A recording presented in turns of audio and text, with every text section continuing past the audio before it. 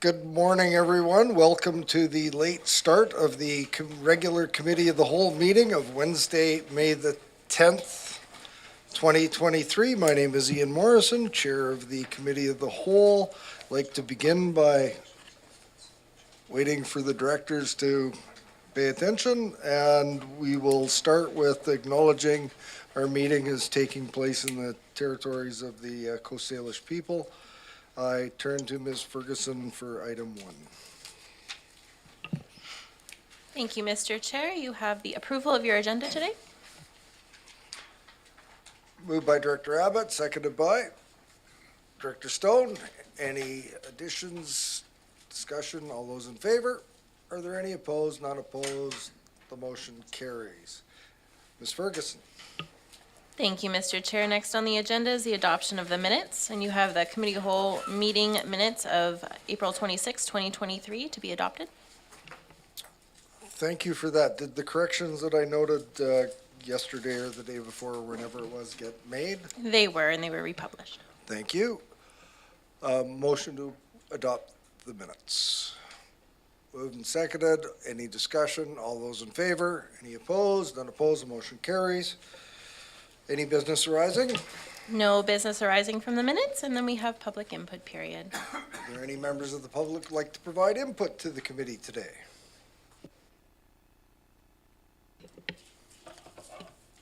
Good morning, Mr. Chair. I'm Cliff Evans from Shawnigan Lake.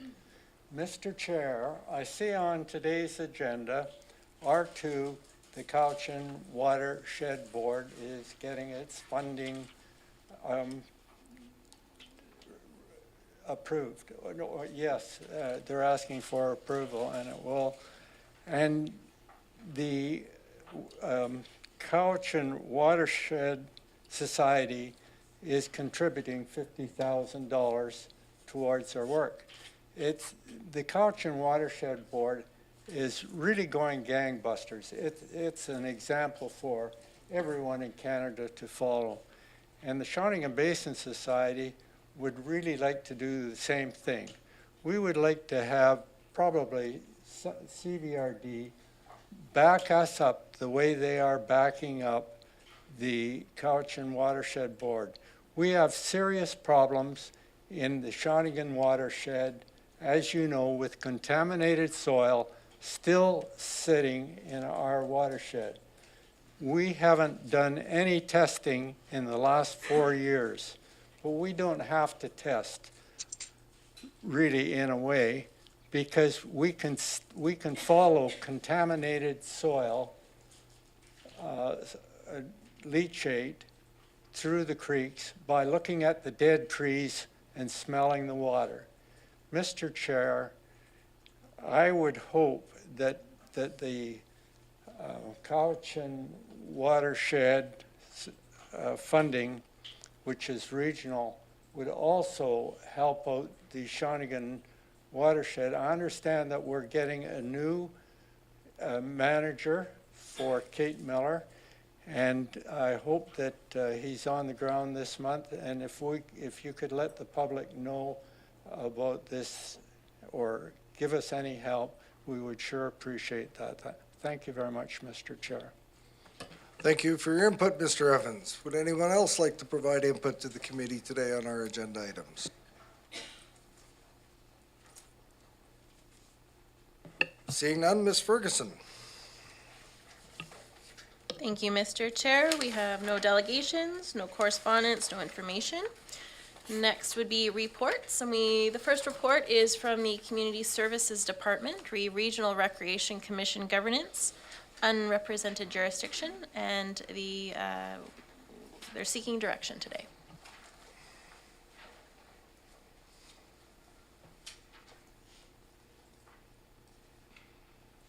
Go ahead, Mr. Elzinga. Thank you, Mr. Chair. Through to the committee, there's not much to add other than this report in front of you is a response to the motion created by the board on April the 26th. So this is a response with potential resolution to the concerns raised, but I'm available for questions. Well, committee, what do you got? Director Martman. It seems I've been leading leading this one, and thank you very much for the report. And it's funny how you have things in one head and you try to get it into another person's head, and it just doesn't work sometimes. I haven't got the mind meld stuff down right. I have to talk to my Vulcan friends. Because in essence, you've achieved something that meets the goal of how do people that have, or how the areas that have less than 6% get representation on regional recreation committees. I think the intent that I had was not to give every 6% a representative, but to give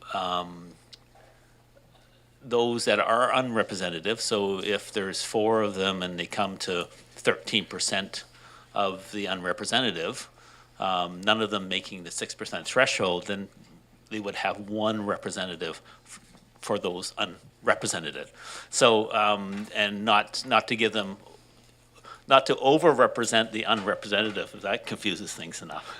So I like the idea, the concept, where they've gone, but I would just scale it back to say, if there's, 4 electoral areas that are underrepresented, that those 4 electoral areas would appoint 1 person or put 1 person's name forward to represent that collective lower numbers that don't meet the threshold.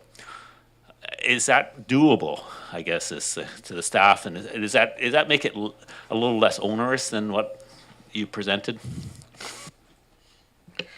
Go ahead, Mr. Elzinga. Through the chair to Director Martman, it is certainly doable, so that would raise some other questions. So if I understand the inquiry, it would be for one of the unrepresentative jurisdictions to be appointed for a 4-year term to the commission, and that would be a recommendation coming from the board.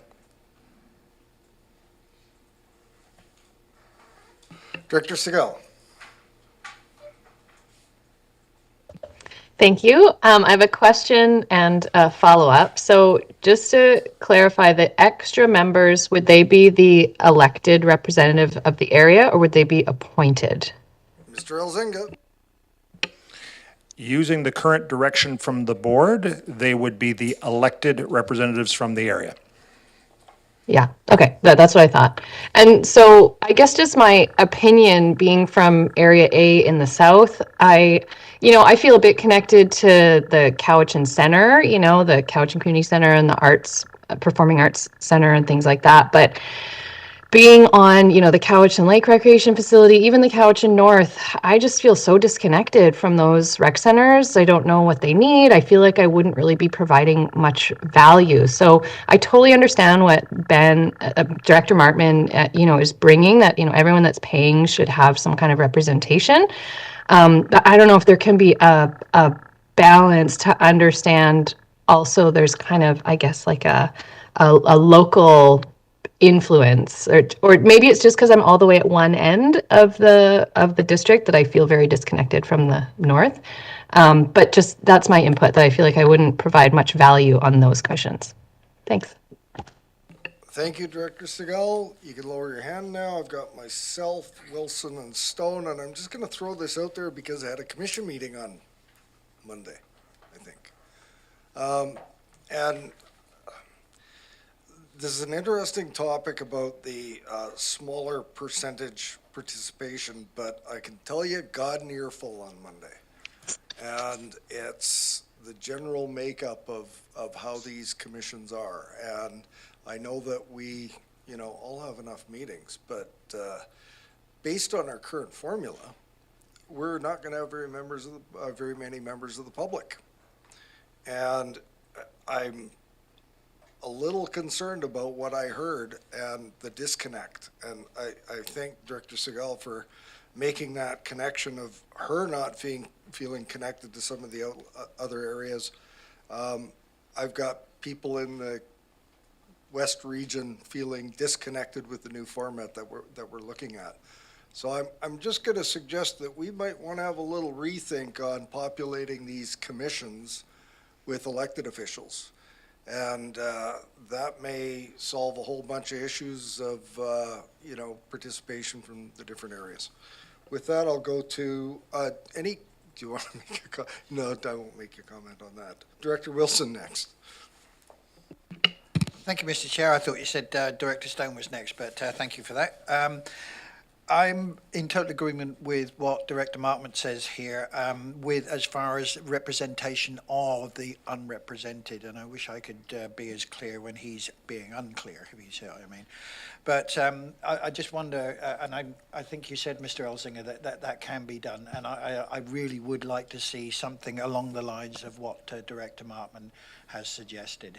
If Director Markman wants to bring that forward as some kind of resolution or motion, I'd be quite happy to support it. Thank you. Director Stone, followed by Deck. So just reviewing the report, if I get what Director Martman's saying, some directors would be on every commission. Is that not true? You said that they would be, the underrepresented would have the opportunity to be there. What threshold would those unrepresented areas need to meet? Because really, if you look at the raw data, some areas have some usage or some pay into every facility. So if we're talking about representation for taxation, that means that some areas would essentially be required to have a representative on every recreation commission. Anyway, regardless of that, I think when all these recommendations come to this table, and the representation here is the elected officials that have been elected to sit at this table, that the recommendations come from those commissions. I weigh in on Couch and Community Center recommendations all the time, but I'm not on there. I don't have representation on the Couch and Community Center Commission, but I weigh in at this table on those recommendations all the time. I am our region, Ladysmith, is a contributor through taxation to the theater, to the Couch and Community Center. And as a board member, I weigh in on those decisions when those recommendations come to this table. So anyway, I think the representation is those who are elected to sit at this table, and any recommendations that come from the commissions would be recommendations to this table. So I'm quite happy with the present format and would not support just a stack on stack of additional duties for either elected officials or community members, which we already have at times challenges recruiting for different positions. Director Deck. Thank you, Mr. Chair. And I was at the same meeting that you were, and I felt those same feelings of the commission members who really value their contribution to the community and feel like they would be moved aside in favor of elected officials. So I agree. Is this item about this item, or is this about the previous decisions of the board It's growth on one of his regarding kidneys. the commissions? I didn't know this was. They've been trying to diagnose him for months. I said, what the fuck? Happy to revisit that, So but I long. didn't think this was the agenda item. I think you've got a fair point there, and this is about the additional members. That's the subject of the report, and yeah, me bad for raising what I did, but yes, it's more to the point of are we going to stack and put together the non-6% jurisdictions into additional representation on commissions. Do you want to continue, Director Deck? No, thank you. Sorry about that. I had Director Stone and Martman put up their hands. I'll go to Director Douglas first. Yeah, Mr. Chairman, perhaps Director Martman could just provide a little bit of clarity for me on what he's suggesting. So if we take, for example, Couch and Core, the proposal is to add an additional 3 representatives, including Couch and Tribe, so an additional 2 representatives from the 2 additional representatives from the underrepresented areas. And as outlined in the staff report, that would be 7 jurisdictions appointing individuals or directors to those seats over the 4-year period. So if I understand your proposal correctly, Director Martman, it's rather than having 7 different appointees to those 2 seats over 4 years or 3.5 years, you're suggesting that the underrepresented areas would appoint 2 individuals for the 4-year term to represent 1. But I think with Couch and Core, the underrepresented areas would be entitled to 2 additional reps as proposed in here. Yeah. I'll turn, sorry, thank you, Chair. I'll turn to staff, because they got my idea, and they can maybe respond to that, so it's not director to director. Mr. Elzinga. Thank you, Mr. Chair, through to Directors Douglas and Martman. And just what I understand from Director Martman is a different proposal than what is in the report.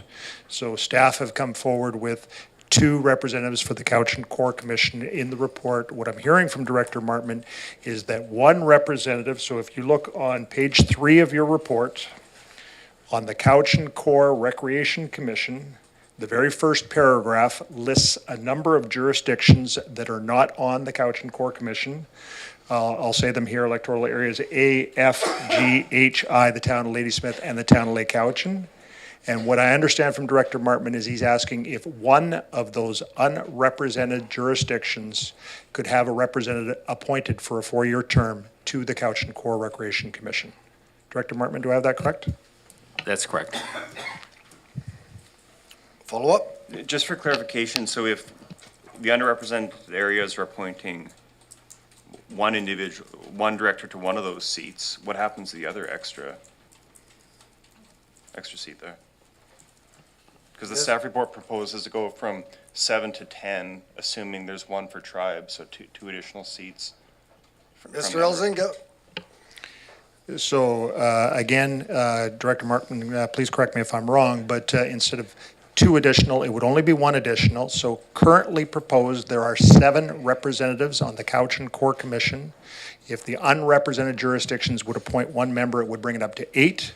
If there is feasibility of a Couch and Tribes member, it would bring the commission to 9. I think I've got again? No, Director Stone. Yeah, I think we're going too deep down the rabbit hole here, but I just have to make this point. First of all, I don't disagree with the other commentary, so I don't want to get it wrong here.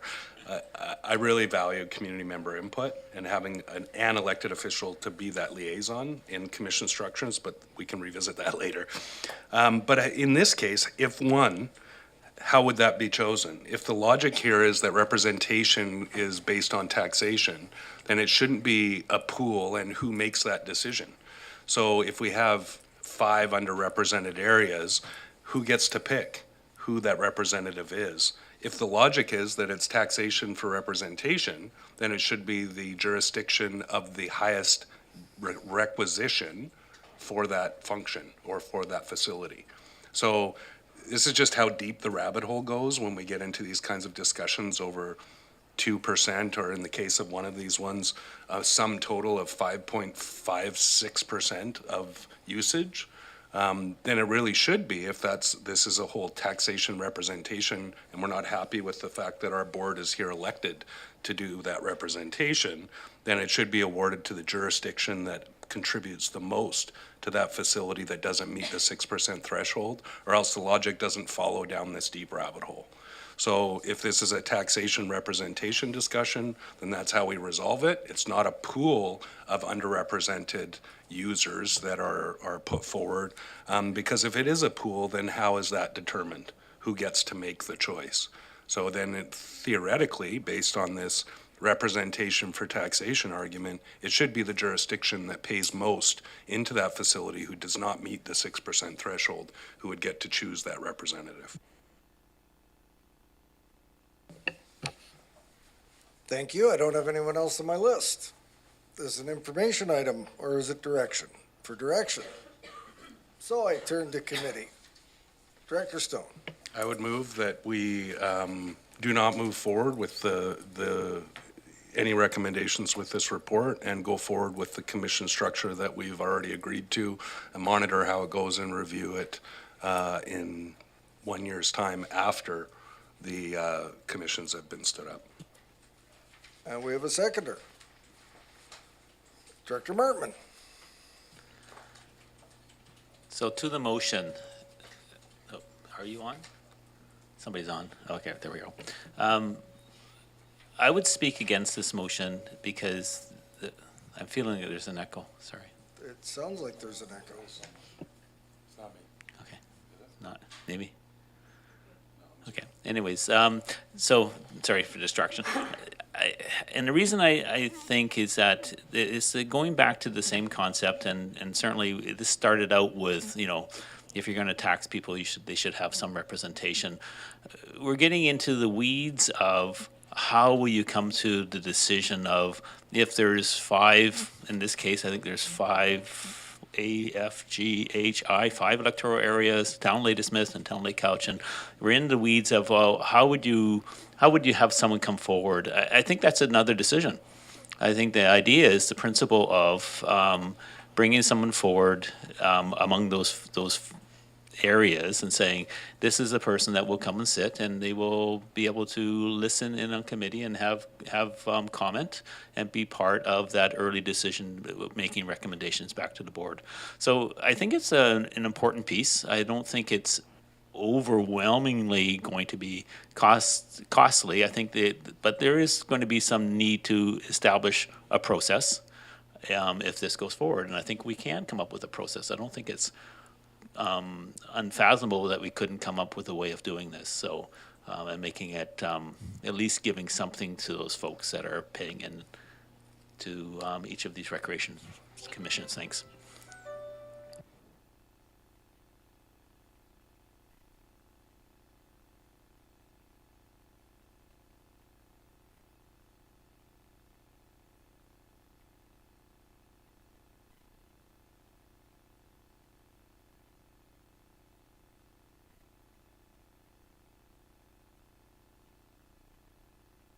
Director Stone. So, yeah, love you, man. In contrast, or to my colleague, I think we're just too far down this rabbit hole, frankly. I think that, you know, and I get the argument, but then following the logic for me just creates another layer of bureaucratic process and to sort of either assign to a community member or to that same elected official one of the pool, another level of responsibility that can be exercised at this table where it's appropriate. I'm really happy to revisit the discussion about who is appointed from each area to sit on these commissions, whether it's an elected official or a community member.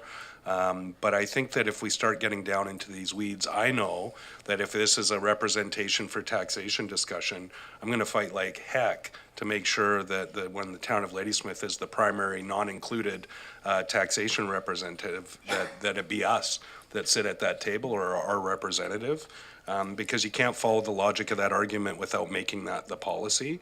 If it comes to a bun fight of sorts on, we go out to the communities to get one applicant and then adjudicate that at this table. Again, it's just another layer of bureaucratic process that I think is unnecessary when the ultimate decisions are made at this table. Thank you. Director Nicholson. Thank you. I'm a little bit conflicted because I've been sitting on the Cowichan Center Commission for a number of years, and it is all elected officials, and I feel it works really well. And what I like about it is that there has been continuity, so I've gotten to know the Cowichan Center issues very well. So I like the fact that there is sort of consistency and representation there. What we have missed, I think, though, is a voice from the farther reaches of the region, and the Cowichan Center is a facility that is used by everyone because it has the theater. So I can see that would be of value. But by and large, our decisions that we make are largely around financial matters. So I'm kind of torn between one or the other. I could go either way. And so I do think it would be valuable to monitor this, whichever way we choose. Yeah, I appreciate Director Martman's proposal. I think that could easily work just on a volunteer basis, but I also would say, quite frankly, on a practical basis, driving to commission meetings across the region will become tedious for whoever's on them. Thank you. I don't see any other hands. But I see another hand. Director Martman. You know, I like to think of us like a family, and that we all sit at the same table, and that, you know, having to have an invite to come to the table is sometimes you go like, wow, how did that happen? And so I see this as a way of inviting. And to follow up on Director Nicholson, this is about coming to the same table together, and you know, yeah, maybe it'll get too complicated. Maybe we revisit in a year and go like, where was he coming from? But I still think that this has value. Thank you. Thank you. Director Justice to close. Thank you. I just need a little bit of clarity about what Director Stone's motion is. Would we be voting to have no representation from underrepresented areas? Is that what it is? Why don't we see if someone's written it down somewhere and have it read out? Thank you, Ms. Mr. Ferguson. Chair. Did you want me to read the original motion from the board meeting at April 26th? Is that- No. Okay. That the original motion brought to the April 26th board meeting be upheld, and that the board revisit Recreation Committee structure in 1 year. I think there was something about the subject of the report not being pursued as well. It's intended, so status quo. No changes based on this report. Seeing no further hands, I am now going to call the question. All those in favor? Any opposed? We have 1, 2, 3, 4 opposed. The motion carries. Thank you, Mr. Elzinga. Ms. Ferguson, what do we have next? We have R2 is a report from the Environmental Services Division, Recouch and Watershed Board, 2023 to 2025 draft work plan. And there is a recommendation before you. Did you want me to read it? I wonder if we're having any presentation from staff on this item. We're not. So everybody's got it in their package. Sure, read the resolution. That it be recommended to the board that the Cowichan Watershed Board 2023 to 2025 business plan activities and objectives be supported. 2, that the board direct staff to commence work with CWB regarding a long-term agreement. Moved by Director Stone, seconded by Director, well, you can. But seconded by Director Nicholson. We have a resolution on the floor. Sorry, I wanted to speak before the motion. I had a question for staff. You can still Yeah, ask. I know, your question. it's just that, okay. Yeah. So the question is because I believe in this, unless I've got this report wrong, there is a second ask that could be followed up. We could refer this back to staff. Is that one of the questions? Yeah, I think, is this the one where if you wanted to up the amount? Sorry, okay, I stand down. Director Stone, would you like to speak to the motion you made? Thank you. And I think that both of these are kind of, you know, a pair. And there is in this motion direction to work with Cowichan Watershed Board on a longer-term agreement, which I think will flesh out, I think, what Director Martin's going to ask about. But I just have to speak on my experience with the Cowichan Watershed Board. It's always been, and I've said this a lot, and I don't mean to fuse about the organization's work and the work that we all do there with Cowichan tribes. But I've been impressed of that work in the past, what it represents more broadly and what is done specifically through that organization. But I have to say that my experience this term has been taking it to that next level. The Setting the Course workshop, the collaboration between staff at the CVRD and Cowichan tribes, the strength of that relationship and the support. And I'm not going to brutalize Hulkaminum again, but that connection that water gives us to the larger context is also an important consideration. But I also, I have to say, and it bothers me, and it's no disrespect intended, but when the Cowichan Watershed Board's work in collaboration with Cowichan tribes is turned into a conversation about something different, it offends me and it bothers me quite a bit. I support water governance across the region. I support the critical realities that we face across the region, whether it's aquifer, lake health, stream health. I'm a huge water warrior. I work really hard behind the scenes, both in my municipality and through this organization with the provincial and federal governments around discussions with water. But to conflate the work of Cowichan Watershed Board with any other organization or any other efforts within the region is deep disrespect to me of the work of the Watershed Board and the collaboration between this governmental body and the government-to-government relationship we have with Cowichan tribes. So I'm just going to leave it at that, but I would really ask people not to use that opportunity to conflate the conversation, because to me it feels disrespectful to the organization, the Cowichan Watershed Board, and the collaboration between Cowichan tribes and the CVRD. Thank you. Thank you, Director Stowe. Did we have the resolution read yet? I don't recall. Go ahead. Thank you, Mr. Chair. The recommendation is that it be recommended to the board that the Cowichan, that the Cowichan Watershed Board 2023 to 2025 business plan activities and objectives be supported, and two, that the board direct staff to commence work with the CWB regarding a long-term agreement. It's been moved and seconded.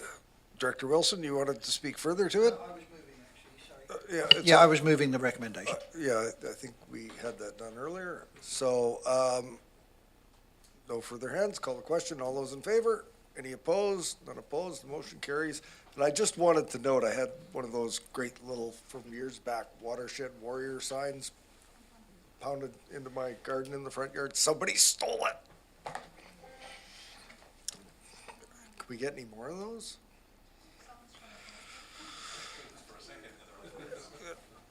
Next item, Ms. Ferguson.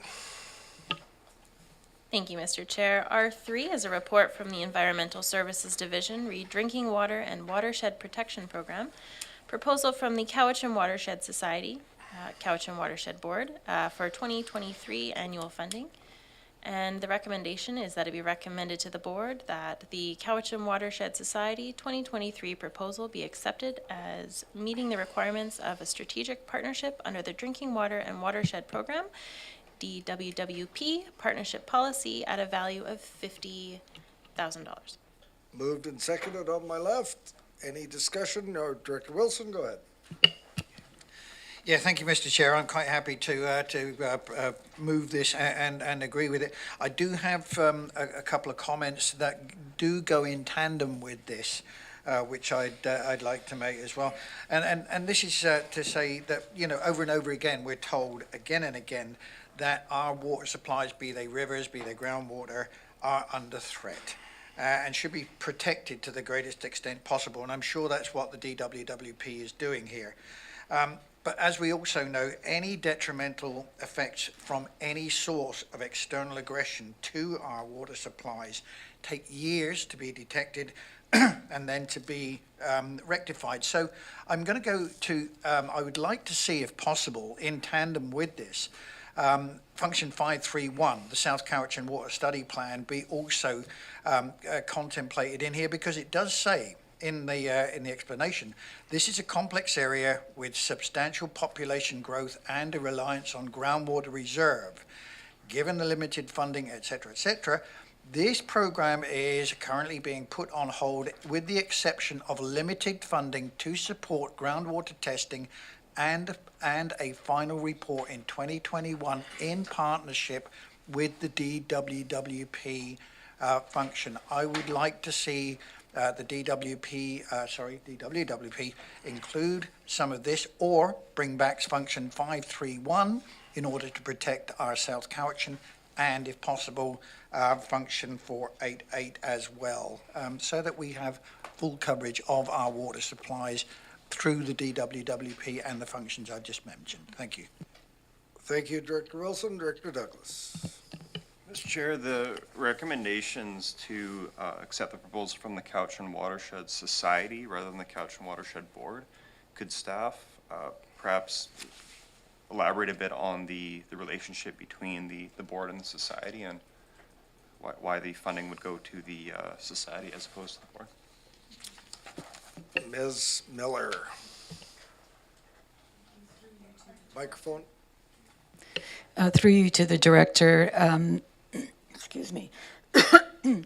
The board has representation, political representation at this table, and the society acts as a separate group. So we don't fund ourselves at the Cowichan Watershed Board. It's part of the core practice in terms of financial management. So they provide a third-party mechanism for us to fund the Cowichan Watershed Board.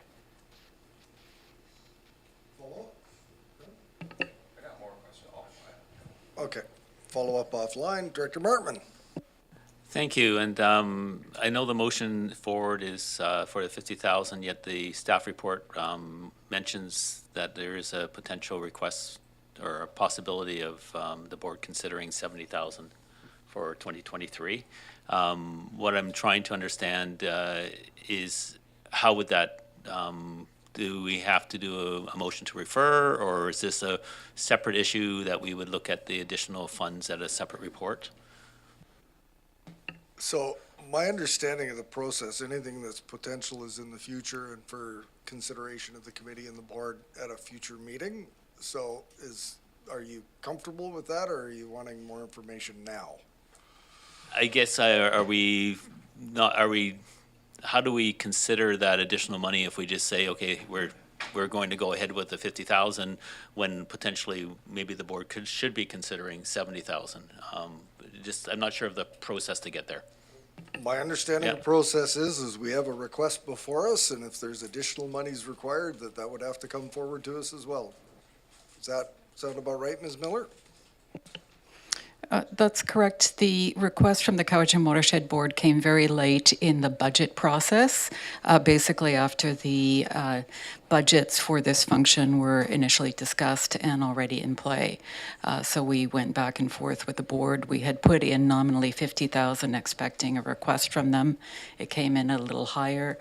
We had a discussion with them about it, and they withdrew the 70,000 request and have noted in their work plan for the next few years a potential increase to 70,000 next year. So that would be up for discussion. If the board wanted to consider increasing funding value to the Cowichan Watershed Board, we would have to talk about that and talk about where that money would be pulled from in the existing budget. Thank you. Director Acton.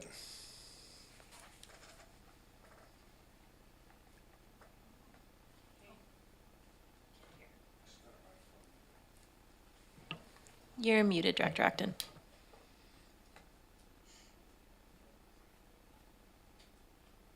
Sorry, how about now?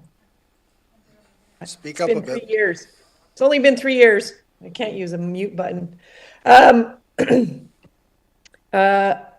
just wondering from Ms. Miller, when we can expect an update on the DWWP work plan and where it's at these days. I hear Director Wilson mentioning the function 5331, and it would be great for us to understand how South Cowichan plays a role in that function.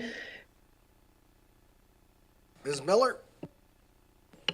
Thank you. As part of the budget process, Director Wilson requested a meeting with the three directors to discuss Budget 131 and how to best utilize those funds given the particular issues and concerns in the South Cowichan area related to groundwater. We're happy to bring forward an update on the regional, that is a sub-regional program with just the electoral areas in the south end of the region. The DWWP is a regional program. We're happy to bring forward a report at some time in the near future, giving an update. But in a thumbnail, I can tell you that we have just hired staff for that function after many years of attempting to fill that capacity. So we're very excited. They're out in the field right now with Mr. Lawrence. Peter Cienciela is our new senior environmental analyst, who's going to be the key person leading that function going forward. His priority areas are the surface water quality program, which is a little late, but we're hoping to get it off the work plan in the next 2 to 3 weeks. And then his next major focus is the rollout and capital infrastructure investment for the regional hydrometric strategy. So the installation of groundwater wells, climate stations, and surface water monitoring facilities across the region. He will also be triggering the Regional Technical Advisory Committee, which will include municipal representatives as well as representatives from other key organizations. And then he will start to work on a groundwater strategy, as well as pending discussions around GIS, building out the watershed management plans and drainage network systems in the key growth areas. So that's a very substantial work plan for this year that he has in play. He's already pulling together the background materials and has had a very fast growth curve on introductions to all of the partners that we have. So it's a bit overwhelming at this point in time, which is why I'm not bringing him here today, just so he can get a sense of his feet on the ground. He is from back east, so the whole regional district concept is new to him. So please be gentle when you first meet him. He is a charming man with a phenomenal amount of technical experience to bring to us. Thank you for that update. For clarity, it says on our website under function 531 Director that Acton, it in was. regards to the motion on the floor, please. Well, it's We're to not the talking about function 131. DWWP. Okay, We're talking about the funding under the DWWP of Cowichan Watershed Board. well, it's relevant when I thought that when it states on the website that the South Cowichan function has been folded into the DWWP, and what I'm hearing is that it's not, hasn't. So there's a bit of a confusion in my mind of what the Point of order, Mr. Chair. DWWP is meant for. There's a point of order. What's your order? There's a Point motion of order. on the floor regarding Cowichan Watershed Society funding. This is not about the broader function or any other functions. I'm supportive of the director's narratives when it comes to those issues, and we'll support those discussions moving forward, but this is not that discussion. Director Stone, your point is in order, and I turn to you as next speaker. I'll pass as a speaker. Director Wilson, to the motion. Yes, I heard just now that Ms. Miller mentioned function 131. Was that the correct one that you were talking about, 131? I'm going to call everyone to order. That's not. I'm looking the for subject. clarity here, Mr. Chair. Ms. Miller did mention 131, and I'm looking at 131, and I can't see what that has to do with the conversation. Director Wilson. I'm looking for clarity. Director, 131 has nothing to do with the function, with the motion on the floor. So if there's a desire for further clarification beyond the fairly thorough one that we've already been given, we can have that at another meeting or another discussion. But right now, we're discussing the DWWP funding of the Cowichan Watershed Society. Thank you, Mr. Chair. I'll take this up with Ms. Miller later on. Thank you. Director Nicholson to close. I will support this resolution, this recommendation. We have underfunded, in my opinion, the Cowichan Watershed Board for a number of years. And so I think working through a longer term arrangement with them is really important to do before the next budget cycle so that we don't have this same problem. I understand that the Drinking Water and Watershed Protection Program has only typically budgeted for $50,000. And so we need a solution moving forward that provides the Watershed Board with adequate funding and allows us to get the work we need to do in the drinking water and watershed protection program done as well. So I am hoping that the motion that we passed just previously, there was no time around this longer-term arrangement, but my expectation is that that would happen in a timely way so that we don't have this conversation in the next budget cycle. Thank you. Thank you, Director Nicholson, and I'm actually going to go back to Director Stone because he waved me off a moment ago and to close. Thank you, and it's to that point, and I know the other partners are also considering increased funding, so I think that's just important to note. But for now, the 50,000, but I would concur with Director Nicholson that timeliness is important, and you know, we're all seeing escalating costs everywhere, and this is a really important function, but that's work for staff to do. And I just got to say again, I appreciate the approach of all of staff, the specific departments that engage in the drinking water and watershed protection program. I'm excited about the ramp up of the function with proper staffing, our CAO, director, Mr. Postings, all of those who have participated. I'm seeing a level of engagement at the staff level and at the elected official level that I haven't seen, and I think it speaks volumes about how things are moving forward more rapidly. Thank you. Thank you, Director Stone. Call the question on the motion. All those in favor? Any opposed? Not opposed, the motion carries. Ms. Ferguson, next item, please. I just wanted to confirm, Director Acton, were you opposed? Okay, R4 is a report from the Economic Development Division, re Vancouver Island University Agriculture Development Program. There is a recommendation before you. Did you want me to read it? It's been moved. Do we have a seconder? We have a seconder. Would you read the resolution, please?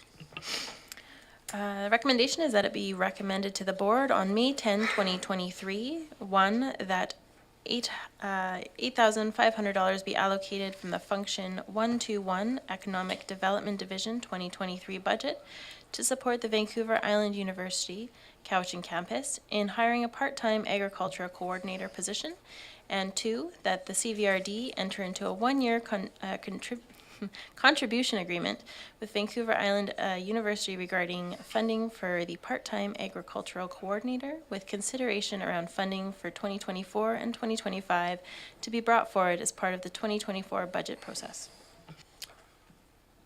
Director Manhas. Thank you, Mr. Chair. Mr. Chair, food security and agriculture is very important for our region. However, post-secondary is to be funded by the province. You know, we're stepping outside our lane, in my opinion. What's next? Are we going to start funding trades programs or other post-secondary programs? You know, so I think we're setting a precedent here. I will be voting against this. Director Justice, followed by Wilson. Thank you, Mr. Chair. I agree with staff. This is a pretty good example of where a relatively small amount of CVRD funding can have significant impacts on agriculture and on climate change. I was just curious about what the considerations might be for funding this as a grant and aid rather than a item from the Economic Development Division. We don't have a grants and aid budget. That would be it then. Thanks. I've got Director Wilson and myself. Thank you, Mr. Chair. It's not often I disagree with my colleague down at the table, at the end of the table there, but in this particular case, I am going to disagree with him because, yes, we are probably stepping outside of our lane in this particular instance, but setting a precedence is the term that he used, and that's what I think we need to do in this particular case because we need to protect our agriculture, our farmers, and help them as much as we can. So in this particular case, I do apologise, Director Manhas, but I will be voting in favour of this and setting the precedent because if we don't, the province probably won't. Thank you. Thank you, Director Wilson. And I'll speak briefly to the fact that those of us that attended the ABICC Food Security, Agriculture, Land Bank, Land Matching presentation that was put on in the theater at the AVSCC convention were, I think, suitably impressed by the role that Mr. O'Riordan and Economic Development Cowichan plays, and what's really important is the partnerships. The organizations that come together with a little bit here and a little bit there. Our friends over at the Cowichan Green community are I think, masters and leaders at that. And when we can play a small role and top up or grease the wheels to ensure that food security and agriculture are pursued at the highest levels, I think that's a good example of good work well done, and we'll be supporting this. I'll turn to Director Martman to close. Well, you said that very well. I like that. I think the key is around partnerships. I mean, this is one of the pillars to farming, and in that you need to build the education, you need to build, tie that with experience, you need to provide land. All those things are all woven together, and I think this is just a way to leverage one part of those pillars. I think it also maybe speak to maybe a future need for this board to consider regional grant and aids, and that might be a future item to talk about. Thank you. Wow, what's old is new again. Yes.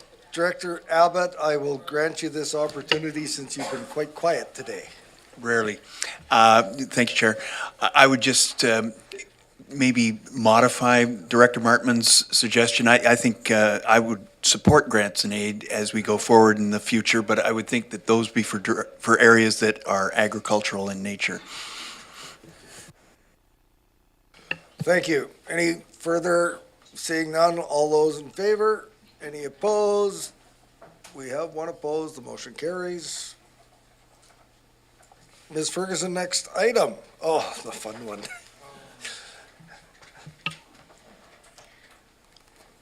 R5 is a report from the Finance Division, re 2024 Budget Direction. You better not read the recommendation yet. Oh, hang on. I got Director Stone, Wilson, and Douglas. Director Stone, go ahead. I'll start it. Maybe I'll get support from my colleagues here. I gotta say, you know, I'm so supportive of some of the background, the understanding we all have about inflation and the rapid nature of inflation, especially for local governments, civil works, capital projects, et cetera, sensitive to the wage increases that have been included in the collective agreements, one of which I have to sign today, I believe, and supportive of all of those things. But, however, I am not able to support baselines that are, to my mind, excessive. We have to sort of come together around this fiscal challenges that we have and the fiscal challenges that we present to our community members. I've been in local government now for 9 years, and I haven't heard a level of financial stress, the conversation around taxes, the impacts on them. I even feel them myself as a taxpayer in the regional district, especially around regional recreation, something that was put out to the voters and they supported, and I support that as a result.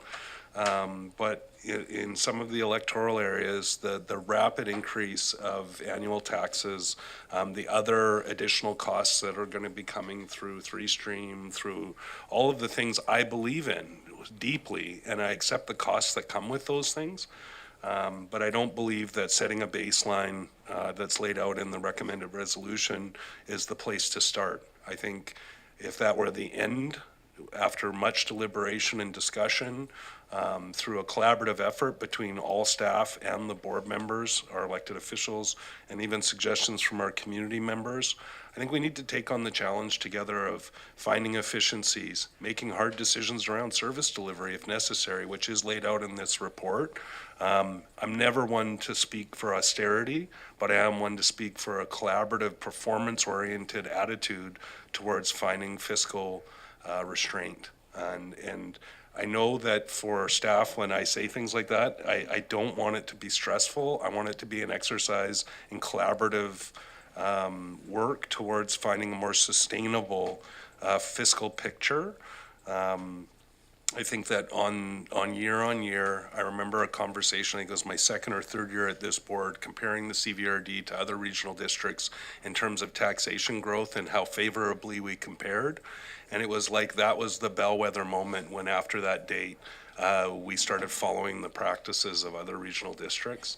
I accept that we're much more urbanized here, that we've taken on services that are different than many or most regional districts.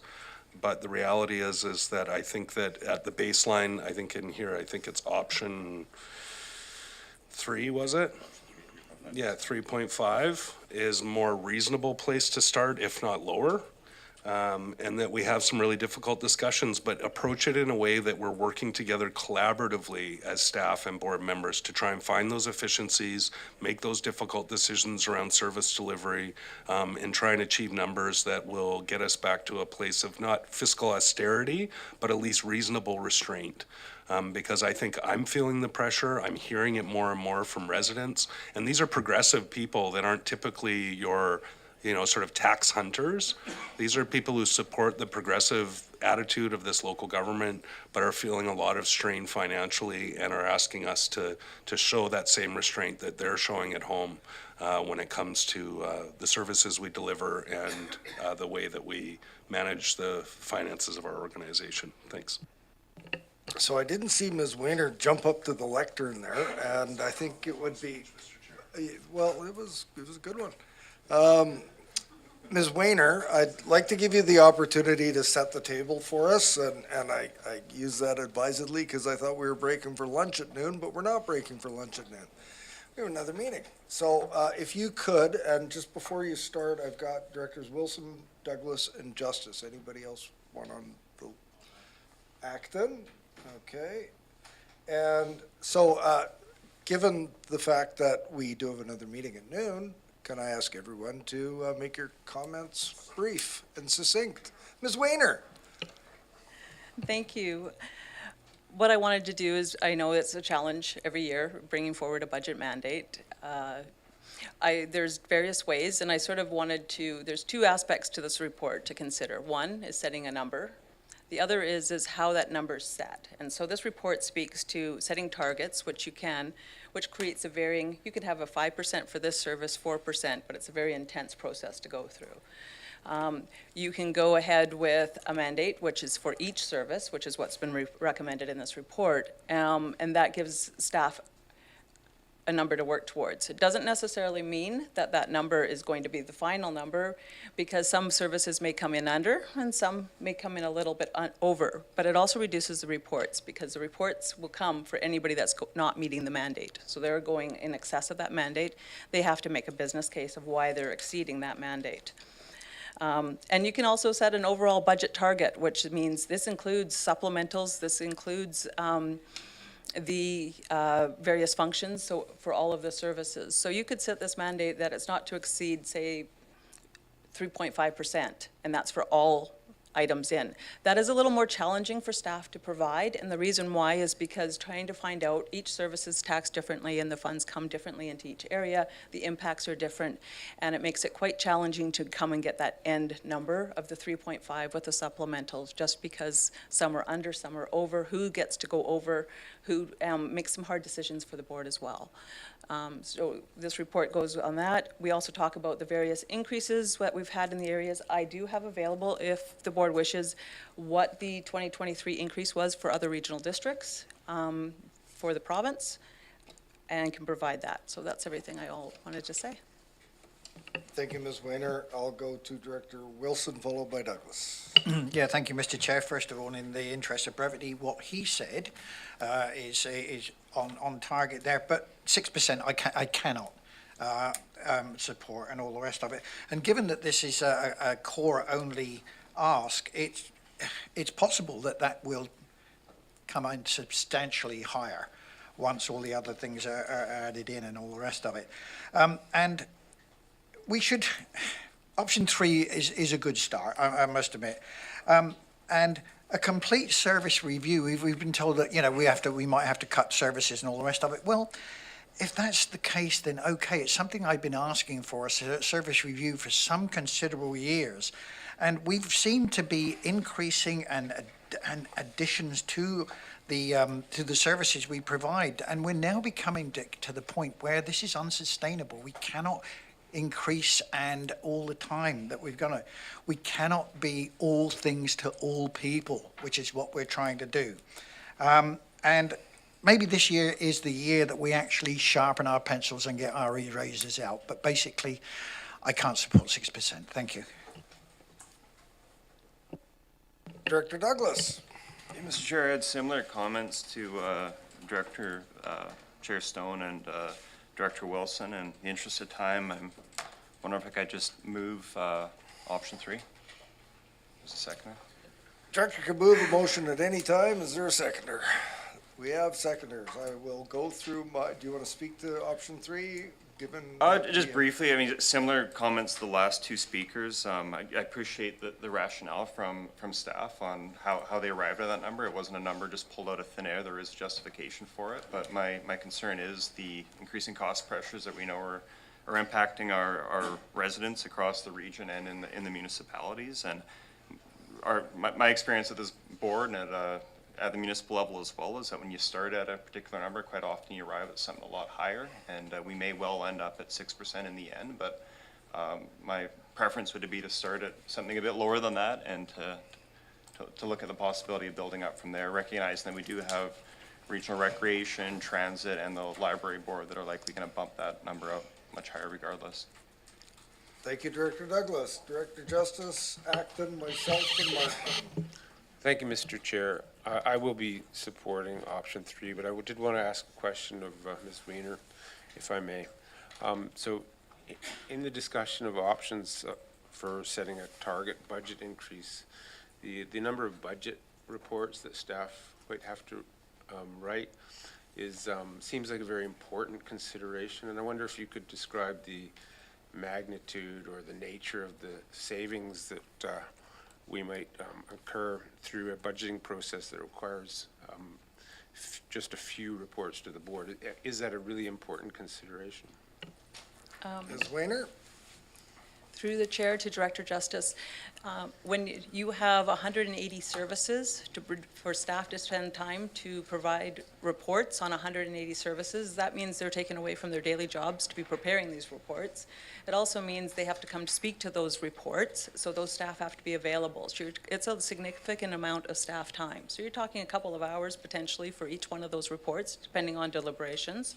It could be a half day because of they're sitting in here waiting for their turn to be speaking on the topic, where when you have only reports for those that have to exceed the mandate, then you will have less reports. It also gives time savings so that the board only has limited reports to review, so you can really focus on those ones that need attention. So it works best as saving times for the meetings as well as for staff time preparing the reports and attending the meetings. I can't give it a dollar value because there's wages all over the place, I'm sorry. Thank you.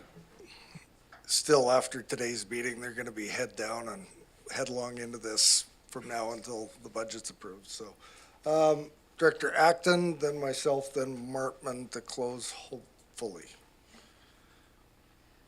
Thank you, Mr. Chair. I think being a new board, it's really important that we get to see as many reports as possible, actually. I've found it, I think this would be my 7th budget year, and it's really educational, and especially going into a new term with new directors. It would be nice if we could have seen something around. I think in those 7 years, every year's been different. And so to understand which years were more successful, maybe, like, I think we are here this is one of our most important work functions that we do as a director. We are completely accountable for the budget, and that's how our community holds us accountable. And we all know that nothing happens without money, so it is really important. And we've done the zero-based budgeting, and I know that we have a new CAO, and I'm not sure if our CFO was here when we did the zero-based budgeting before. And it's a great way to get back to a spot where we would all feel comfortable starting at. I think I would love to be talking about zero-based budgeting right now. And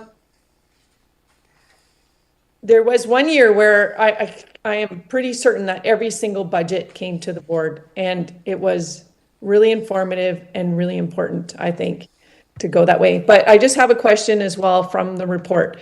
Near the end, on page 2, there's a statement that says the 2023 to 2027 financial plan included the use of 1.3 million operating reserves for ongoing operational expenditures, which amounts to a 2.5% increase in taxation for 2024. So is this saying that we are already at a 2.5% increase, plus we have already around a 3.5 increase for union wages?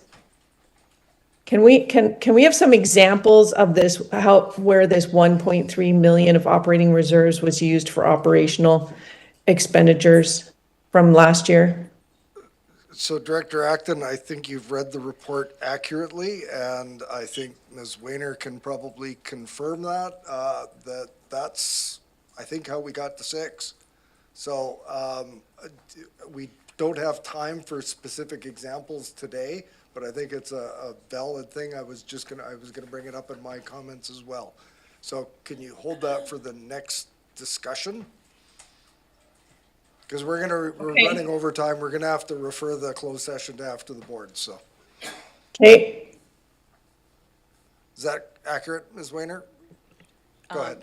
I have the information at the tip of my tongue if you wanted it quickly, but I have no problem waiting. Whichever, for more deliberation, it might be better after. I think it would be better after.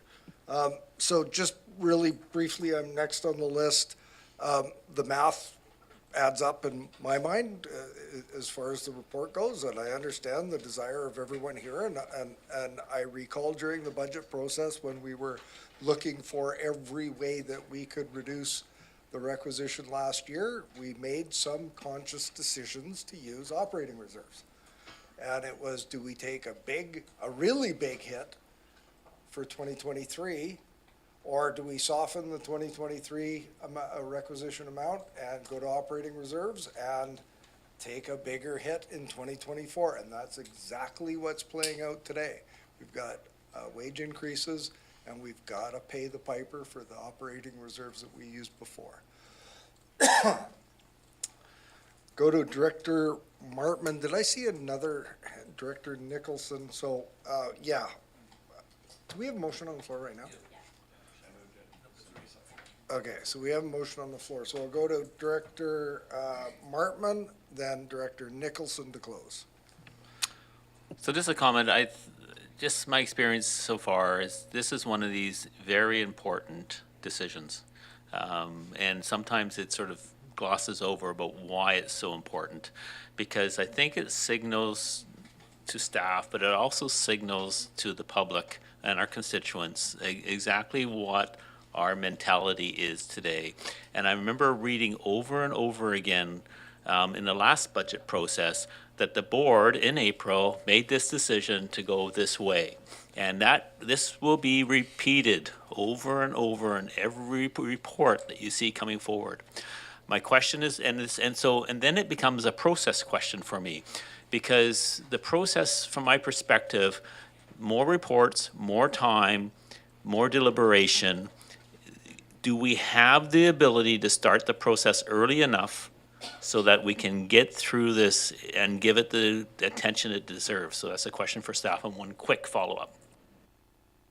Ms. Weiner? Through the chair to Director Martman, right now, we are at the critical moment. We have allocation budgets that would normally be done by the end of May. The train's leaving the station. Fair enough, and I think you need which direction is the train going in. And so the second piece, and this is again process, is about aligning our strategic vision. What are we doing with our strategy as a board, and making sure that we not only make this decision here, but it has to carry over into those deliberations. So you can't have them isolated and say, we want to have the dream of this and the budget of this. You have to find a way to match. Thank you.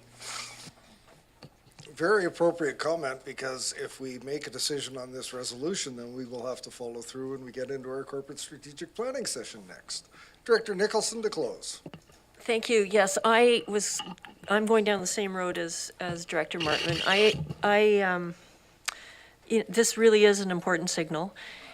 And I really regret that we have not had completed or gone deeper into our strategic discussions about priorities, because really the strategic priorities would be guiding this decision, and that is not happening. So I guess what I am looking for, and every year that I've been at this table, we've talked about the need, budgets are always an issue. There's absolutely no doubt about that. And we've talked about the need to maybe reduce services because people can't afford these taxes.